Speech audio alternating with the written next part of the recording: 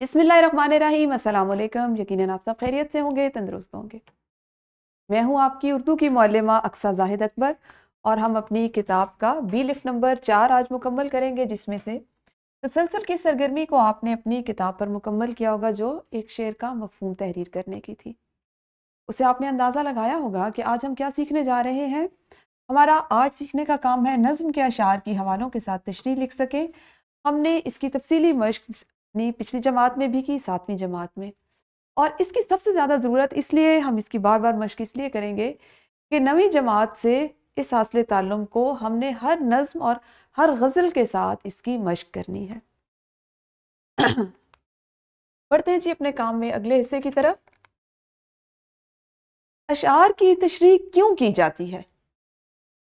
बिल्कुल, अशार में शामिल नए अल्फाज, इस्तिलाहात, तशबीहात और इस्तारात को समझा जा सके, उसके लिए हम लुगत का इस्तेमाल करते हैं, डिजिटल लुगत जो है उसका इस्तेमाल करते हैं। तशरीह इसलिए करते हैं कि शेर में शायर ने जिस बात को पोशीदा रखा है या उसको शेरी ज़रूरियात के तहत उतना वाज़ेह अंदाज में बयान नहीं किया, उसको समझ सकें। और हम अशार की तशरीह इसलिए करते हैं कि शेर में बयान करदा बात को वजाहत से बयान कर सके। तशरीह करने का तरीका क्या है?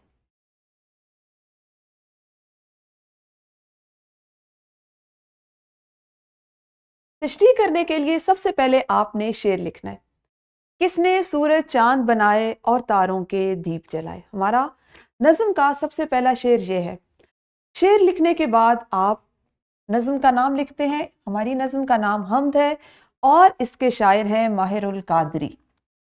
फिर आप क्या करेंगे, ये दोनों चीज़ें लिखने के बाद आप आ जाएंगे नए अल्फाज के मानी पर जो उस शेर में दिए गए। वो तशबीह भी हो सकती है, वो आपके पास तलबी की भी कोई मिसाल हो सकती है। आपने वो तमाम अल्फाज जो नए हैं उनके मानी लिखने हैं। जैसे दीप, इसका मानी है दिया या रोशनी करने का छोटा सा आला। इसके बाद अगला काम ये होगा कि आपने तशरीह के लिए शेर का मफहूम लिखना है। जैसे हमारे पास जो शेर था उसका मफहूम है, सूरज चांद सितारे बनाने वाला कौन है? कौन है जिसने नन्हे नन्हे सितारों के दिए जलाकर रात की तारीकी को रोशनी बख्शी? तो यकीनन आपको इससे अंदाजा हो रहा होगा कि शायर ने इसमें सवालिया अंदाज अपनाया है। अब ये तमाम मराहिल तय करने के बाद हम इसकी तशरीह शुरू करेंगे और ये तशरीह के तमाम हिस्से हैं। शेर के बाद आप नज़्म का नाम लिखेंगे, शायर का नाम लिखेंगे, ख़ास अल्फाज के मानी लिखेंगे, मफ़हूम लिखेंगे और फिर तशरीह लिखेंगे। शायर इस शेर में अल्लाह ताला की कुदरत और तख्लीक की तरफ इशारा करता है और सवालिया अंदाज में ये हकीकत वाज़ेह करता है कि सूरज, चाँद और सितारों जैसी अजीम नेमतें किसी इंसान ने खुद से नहीं बनाई, बल्कि इन सबका खालिक व मालिक सिर्फ अल्लाह ताला है। सूरज ज़मीन को रोशनी और हरारत देता है, जिससे ज़िंदगी कायम है। फसलें उगती हैं, मौसम बदलते हैं और दिन रात का सिलसिला जारी रहता है। चांद रात की तारीकी में रोशनी देता है और महीनों के हिसाब में मददगार है।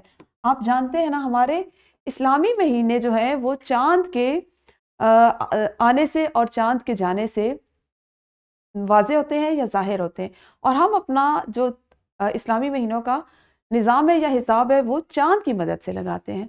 शायर इन दोनों को मिसाल बनाकर कहते हैं कि इतनी बड़ी और बाकायदा कुव्वतें किसी इत्तेफाक से वजूद में नहीं आती, बल्कि इनके सब के पीछे एक ज़बरदस्त और मजबूत किस्म की मनसूबाबंदी की ज़रूरत है। और वो मनसूबाबंदी करने वाली कोई और ज़ात नहीं, सिर्फ अल्लाह ताला है। अब हमने एक बात और की कि अशार की तशरीह हवालों के साथ कर सकें। यहाँ पर मैंने आपके लिए 2 हवाला जात लिए। सूरह फुरकान की आयत नंबर 61 में है, और खुदा बड़ी बरकत वाला है जिसने आसमानों में बुर्ज बनाए और उनमें आफताब का निहायत रोशन चराग और चमकता हुआ चांद भी बनाया। इसी तरह एक और आयत में है, और उसने तुम्हारे लिए रात और दिन और सूरज और चांद को काम में लगा दिया, और सितारे भी उसी के हुक्म के पाबंद हैं, बेशक उसमें अक्लमंदों के लिए निशानियां हैं। आप किसी भी शेर की तशरीह में जब आयात का हवाला देते हैं, किसी शेर का हवाला देते हैं, कोई मिसरा लिखते हैं, किसी का कौल लिखते हैं, तो उसको हम कहते हैं हवाला जात। आप जानते हैं हम हवाला जात क्यों शामिल करते हैं?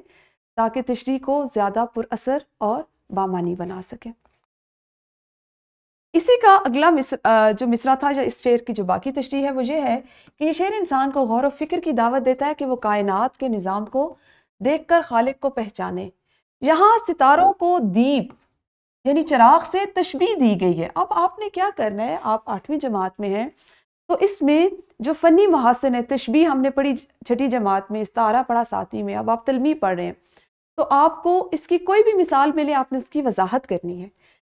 تو یہاں پر چراغ کو سے تشبیہ دی گئی ہے دیپ کو، ستاروں کو کہا گیا ہے چراغ یا دیپ، ٹھیک ہے؟ جیسے کوئی شخص اندھیرے میں چراغ جلاتا ہے تاکہ راستہ روشن ہو، اسی طرح آسمان پر ستارے رات کی تاریکی کو خوبصورت روشنی سے بھر دیتے ہیں۔ یہ تشبیہ اللہ تعالیٰ کی قدرت اور اس کے جمال کو ظاہر کرتی ہے، اور اس نے آسمان کو بھی روشنیوں سے آراستہ کیا۔